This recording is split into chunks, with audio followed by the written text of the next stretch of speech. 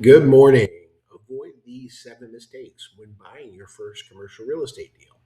And buying your first commercial real estate or CRE property is one of the biggest financial moves you'll ever make, and the learning curve can be steep. Whether you're an investor, a business owner, or a 1031 buyer, avoiding the wrong mistakes early can save you tens of thousands of dollars, protect your financing, and help you build long term wealth. And here are the seven most common mistakes first time CRE buyers make and how to avoid them. Number one is not understanding the local market fundamentals. So many new investors skip the most important step in understanding the rents, absorption, vacancy, tenant mix, and supply pipelines in the submarket. So think Katy Fulsher, Richmond, Spring Branch. Every CRE submarket is going to move differently. And here's the fix: study local comps, track absorption trends, and work with a broker who lives in the market daily. Two is overestimating future cash flow. Pro forma optimism kills more deal than anything else, and new investors often inflate projected rents and assume perfect occupancy and forget leasing downtime and skip renewal probabilities. Well, what's the fix there? We can run underwriting using current in place numbers and then stress test for higher vacancy, higher interest rates, slower lease ups, and lower renewal rates. And if the deal only works with perfect assumptions, it's not really a deal, is the point. Number three is not getting financing guidance early in the process. So, one of the biggest first time mistakes is waiting too long to meet with a lender or mortgage broker. And what this does, it leads to falling in love with deals you can't finance, failing DSCR requirements, and not understanding bank versus non bank options, and closing delays due to missing documents. So, here's the fix: get pre qualified with the CRE lender before you start writing offers. And that way, you know your DSCR minimums, your max loan to value, as well as your recourse and non recourse options, and how the rate differs by property type and program.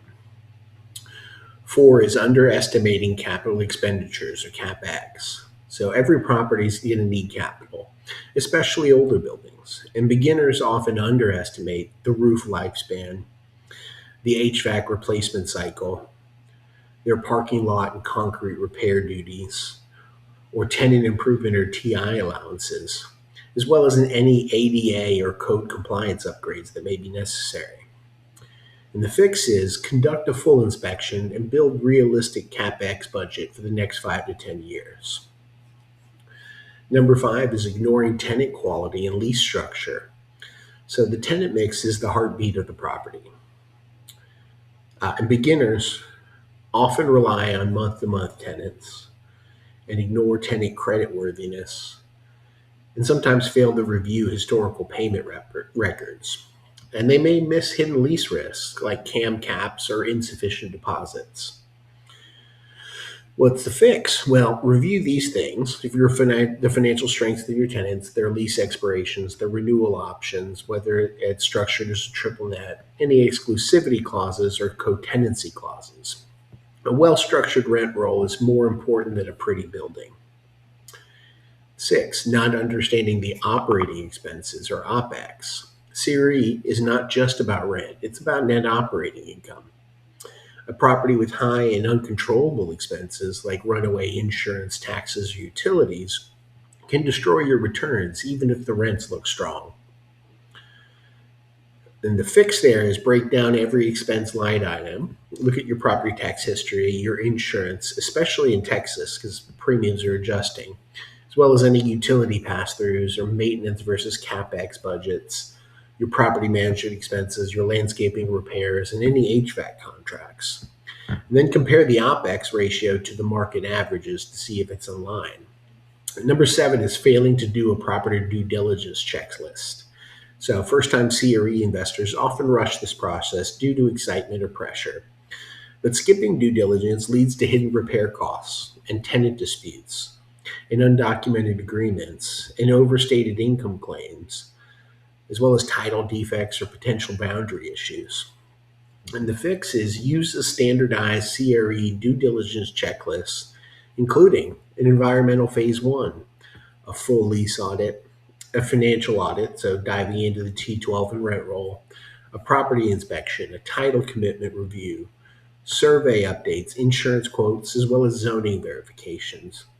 And great deals come from great due diligence.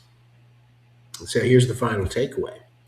Buying your first CRE deal can be the turning point in your investment career, but only if you avoid the pitfalls that trap most beginners. Now, if you want a broker and a lending partner who lives in this world every day, the Viking Enterprise team is ready to guide you from underwriting to closing. And that's what I'm here for. Please visit my website, houstonrealestatebrokerage.com. There's free tools as well as you can schedule a consultation. Thank you for your time.